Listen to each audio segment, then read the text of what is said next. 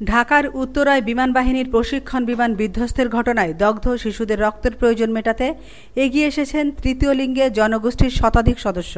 বেলা 12:15টার দিকে কুড়িল বিশ্ব রোড ও খিলক্ষেত এলাকা থেকে তারা জাতীয় বার্ন ও প্লাস্টিক সার্জারি ইনস্টিটিউটের সামনে এসে উপস্থিত হন। তারা বলেন, আমরা সামাজিক যোগাযোগ মাধ্যমে দেখলাম ঢাকা মেডিকেলে অনেক রক্তের প্রয়োজন। সঙ্গে সঙ্গে আমরা 100 জন রওনা দিই, আরও 100 জন পথে আছেন। আমরা সবাই রক্ত দিতে এসেছি। আমরা ঢাকা মেডিকেলে আসছি, আমরা হিজড়া সম্প্রদায়ের লোক, আমরা সবাই আসছি ঢাকা মেডিকেলে। যেহেতু আপনারা দেখেছেন সবাই, কালকে উত্তরা একটা ভয়াবহ দুর্ঘটনা হয়েছে, অনেক ছাত্র ছাত্রীরা অনেক নিহত হয়েছে, আহত হয়েছে।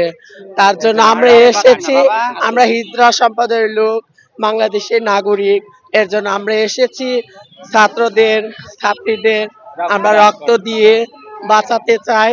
এই হলো আমাদের কথা, এটাই। আমরাও মানুষ হিসাবে আমরা জনগণের সাথে থাকতে চাই। আমি বাদন হিজড়ার সংগঠন থেকে বলছি।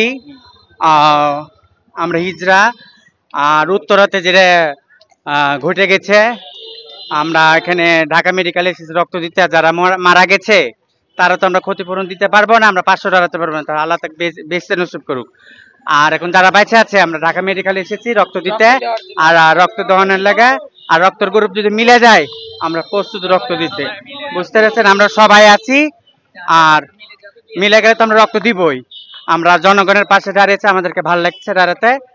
আর দোয়া করেন আমরা এইভাবে যেন পাশে দাঁড়াতে পারি সবসময়, বুঝতে পেরেছেন, সবার পাশে থাকতে পারি। আর আপনারা যখন আমি বাদন হিজড়া সংগঠন থেকে বলছি, লেন কথা বলে এসেছি, আপনারা এগিয়ে আসুন।